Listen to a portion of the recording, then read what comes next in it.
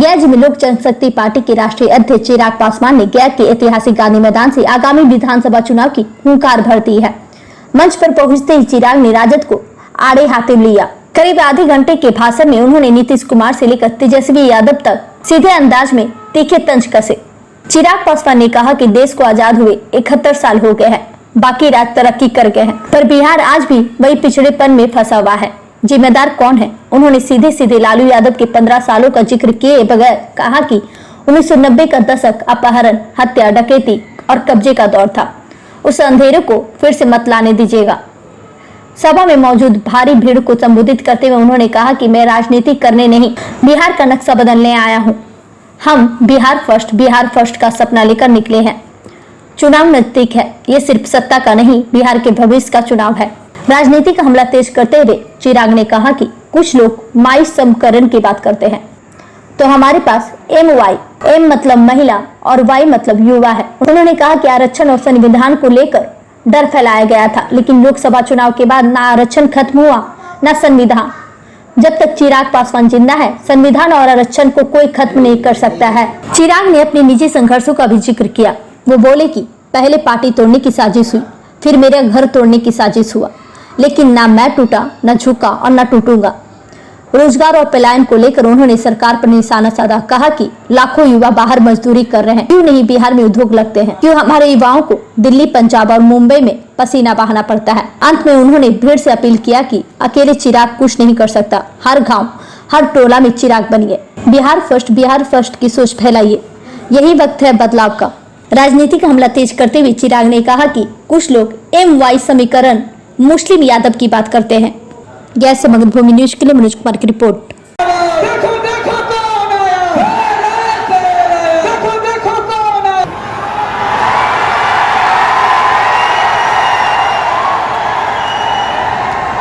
साथियों, आज आप लोगों के बीच एक खास उद्देश्य से, एक खास लक्ष्य से, एक खास लक्ष्य से आप लोगों के बीच आया हूं।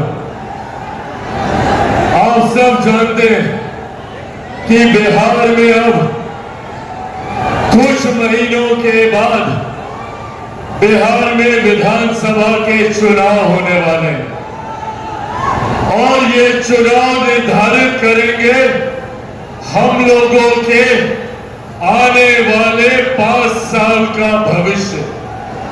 ऐसे में जब हम लोग इस चुनाव की दहलीज पर मौजूद हैं, कई ऐसी जानकारियां हैं जो मेरे लिए आप सबके साथ साझा करना जरूरी है। आज भी आजादी के 75 साल के बाद भी आज भी हम लोगों को इस बात की तकलीफ होती है कि भैया क्यों बनिस्बत बाकी राज्यों के हमारा बिहार एक विकसित राज्य नहीं बन पाया। क्यों आज भी छोटी छोटी मूलभूत जरूरतें हम लोगों के लिए सबसे बड़ी समस्या बना हुआ है। हकीकत है कि भारत एक साथ आजाद हुआ, भारत के तमाम प्रदेश एक साथ आजाद हुए, तो फिर क्या कारण कि कहीं दिल्ली, बंबई जैसे चमचमाते शहर बने और वही हमारा प्रदेश बिहार जो आजादी के 75 साल के बाद भी एक पिछड़ा राज्य कहलाता है। कौन लोग जिम्मेदार हैं, किनकी जवाबदेही है? ये चुनाव वो जवाबदेही तय करने का समय है। ये चुनाव वो जिम्मेदारी को स्थापित करने का समय है और उन लोगों को, जिन लोगों ने बिहार को आजादी के 75 सालों के बाद भी बिहार को पिछड़ा बनाए रखा, उन लोगों को जवाबदेह करने का समय है।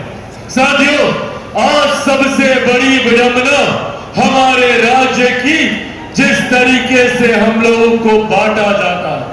आप चले जाइए किसी भी दूसरे राज्य में, राज्य के लोग एकजुट होकर, एकत्रित होकर अपने राज्य के विकास की बात करते हैं। पर दिक्कत ये कि हमारे राज्य में कई ऐसे राजनीतिक दल और कई ऐसे राजनेता हैं जो हमें सिर्फ जात पात धर्म मजहब में बांटने की राजनीति करते हैं। हमें बांटकर वो अपनी राजनीतिक रोटियां सेकने का काम करते हैं। बिहार की एक पुरानी पार्टी जिसको लंबे समय तक 15 साल तक मौका दिया बिहार की सत्ता में काबिज होने का, बिहार की जनता ने लगातार 15 साल तक राष्ट्रीय जनता दल उनके नेताओं पर विश्वास किया, पर बदले में उन्होंने क्या किया? जात धर्म मजहब में बांटने का काम किया। वो बांटते गए, हम बढ़ते गए, वो अपनी राजनीतिक रोटियां सेकते गए और हमारे घर बर्बाद होते गए। आज कितने घर से वो हमें जातीयता और सांप्रदायिकता में बांटकर अपनी राजनीतिक रोटी सेकने का काम करते हैं। क्या कहते हैं राष्ट्रीय जनता दल वाले कि हमारा MY समीकरण है। क्या है भैया MY समीकरण? सांप्रदायिकता और जातीयता में प्रदेश को बांटने के नाम को इन्होंने MY समीकरण कहने का काम किया। साथियों, अगर इनका MY समीकरण है तो हम लोगों का भी MY समीकरण है। पर हमारे MY समीकरण में M से महिलाएं हैं और Y से युवा है। ये हमारी ताकत है। युवा जो देश की सबसे बड़ी आबादी है और महिला जो देश ही नहीं दुनिया की आधी आबादी है। साथियों, इसकी सोच के साथ बिहार फर्स्ट, बिहारी फर्स्ट आगे बढ़ने का काम कर रहा है। हम चाहते हैं कि बिहार की हर एक महिला, हर एक बच्ची, हर एक बेटी, हर एक बहन को उसका हक, अधिकार, सम्मान के साथ मिले। बिहार फर्स्ट, बिहारी फर्स्ट चाहता है कि मेरे प्रदेश के युवाओं को शिक्षा के लिए, रोजगार के लिए बिहार छोड़कर बिहार से बाहर ना जाना पड़े, बल्कि आपको बेहतर शिक्षा, बेहतर रोजगार अपने ही राज्य में मिले, अपने ही जिले में मिले, अपने ही प्रखंड, अपनी ही पंचायत, अपने ही गांव में मिले। इस सोच के साथ बिहार फर्स्ट और बिहारी फर्स्ट आगे बढ़ने का काम कर रहा है। पर इन लोगों ने, पर इन विपक्षी दलों ने हम लोगों को एकजुट होता देख साम दाम दंड भेद पूरी ताकत आजमा दी कि किस तरीके से पुनः हम लोगों को बांटा जाए। बात बात पर हम लोगों को डराने का काम किया। बात बात पर हम लोगों के बीच डर और भय का माहौल उत्पन्न कर हम लोगों से वोट लेने का प्रयास ये राजनीतिक दल करते हुए। आज जब मैं गया जी की धरती पर यहाँ पर मौजूद हूँ, याद कीजिए वो लोकसभा का चुनाव, क्या कहते थे ये विपक्ष के दल नेता, ये राष्ट्रीय जनता दल, कांग्रेस वाले, किस तरीके से लोकसभा के चुनाव में हम लोग को डराने का काम करते थे। कहते थे कि भैया अगर केंद्र में तीसरी बार एनडीए की सरकार आ जाएगी तो आरक्षण समाप्त कर दिया जाएगा, लोकतंत्र की हत्या कर दी जाएगी, संविधान समाप्त कर दिया जाएगा। आज 1 साल से ज्यादा हो गया हम लोग की केंद्र की सरकार को। बताइए किसका आरक्षण छीना गया, कहां का लोकतंत्र खत्म हुआ, या किसका किस देश का संविधान समाप्त कर दिया गया।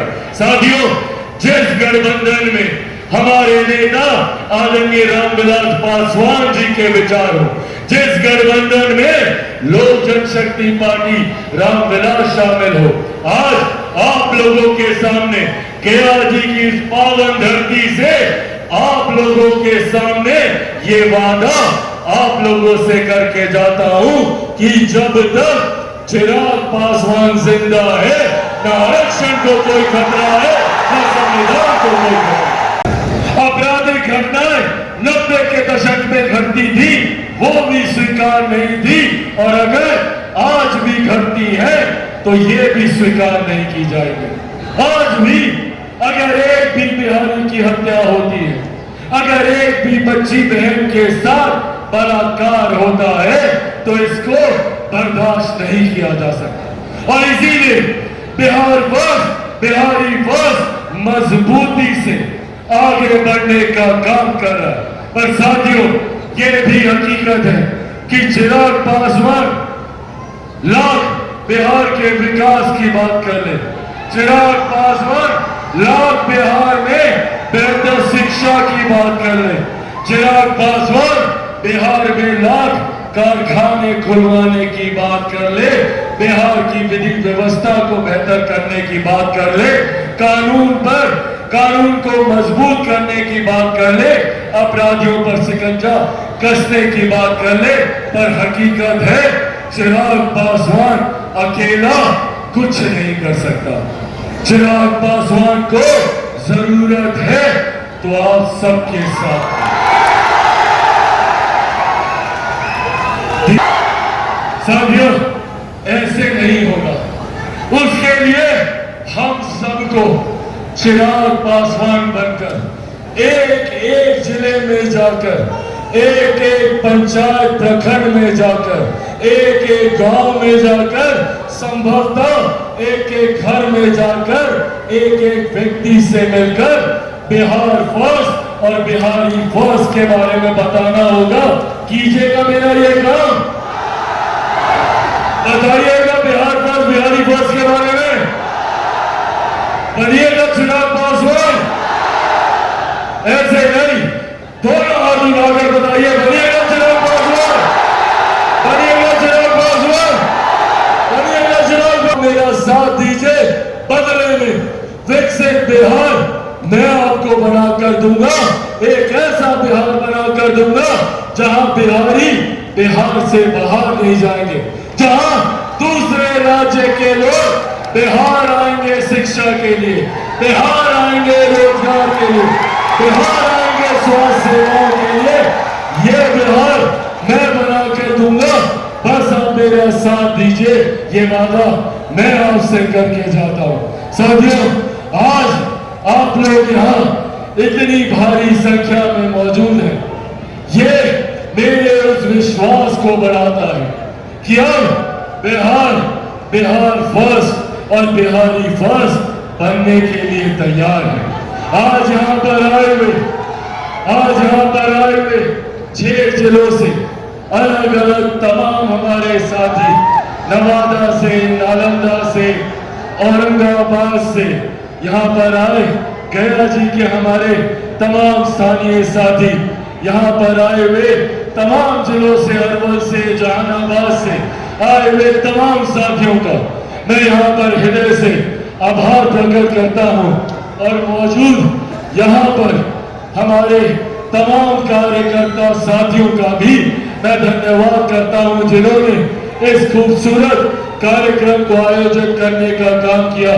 मैं हमारे बिहार के प्रभारी, हमारे बिहार के प्रदेश अध्यक्ष का, हमारे बिहार के हमारे तमाम सांसद गणों का, मौजूद यहाँ पर हमारे तमाम राष्ट्रीय पदाधिकारियों का, मौजूद यहाँ पर हमारे तमाम प्रदेश के पदाधिकारी साथियों का, मौजूद यहाँ पर हमारे तमाम उपाध्यक्षों का, मौजूद अलग अलग प्रकोष्ठों के तमाम हमारे प्रदेश अध्यक्ष का, और इन 6 जिलों से आए हुए हमारे सारे जिलाध्यक्ष, अलग अलग प्रकोष्ठों के जिलाध्यक्ष, सभी प्रकोष्ठों के हमारे प्रखंड अध्यक्षों का, मौजूद यहाँ पर लोक जनशक्ति पार्टी रामविलास के एक एक कार्यकर्ता का, मौजूद यहाँ पर प्रेस मीडिया के हमारे पत्रकार साथियों का, सुरक्षा में तैनात तमाम। खतरा है तो इन विपक्षी दल के नेताओं से, ऐसे राजद कांग्रेस के नेताओं से, जो बात बात पर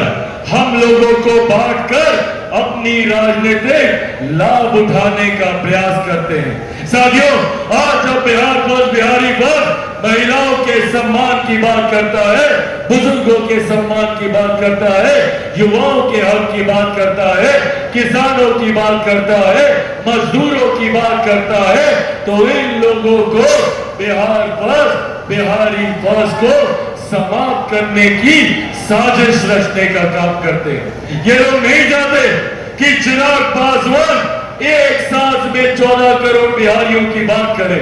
ये लोग नहीं चाहते कि चिराग पासवान बिहार को फर्स्ट और बिहारियों को फर्स्ट बनाने का काम करे। और उसके लिए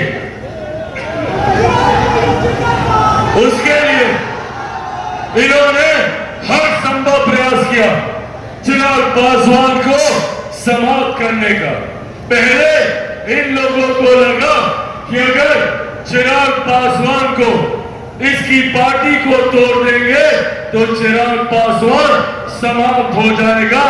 नहीं समाप्त हुआ चिराग पासवान।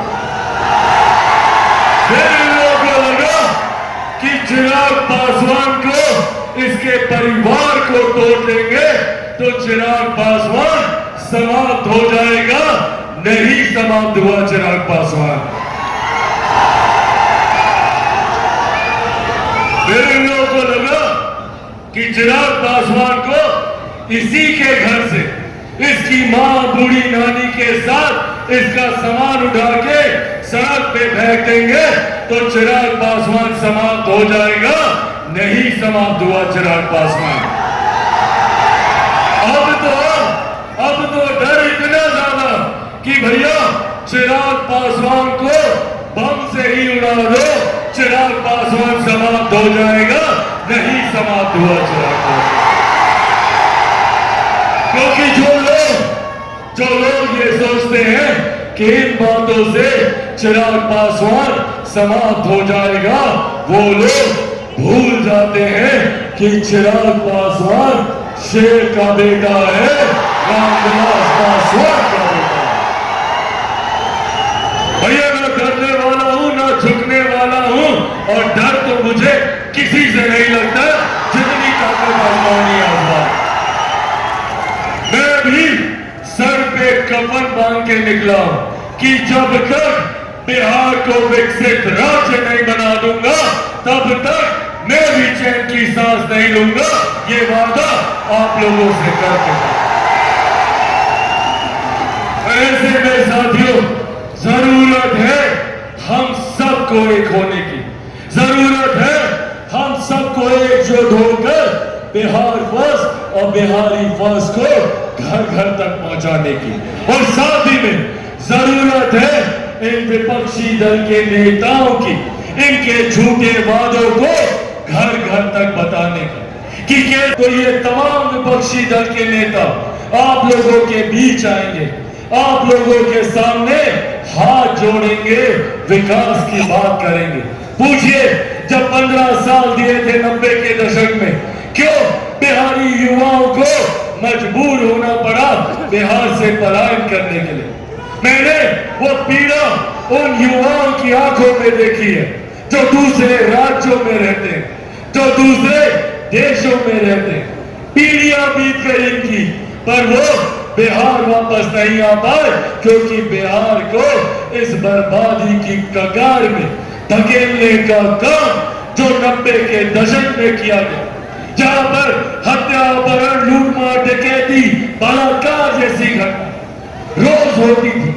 और आज भी बिहार फर्स्ट, बिहारी फर्स्ट आप लोगों को ये विश्वास दिलाता है कि अगर बिहार फर्स्ट, बिहारी फर्स्ट के शासन काल में एक भी अपराध की घटना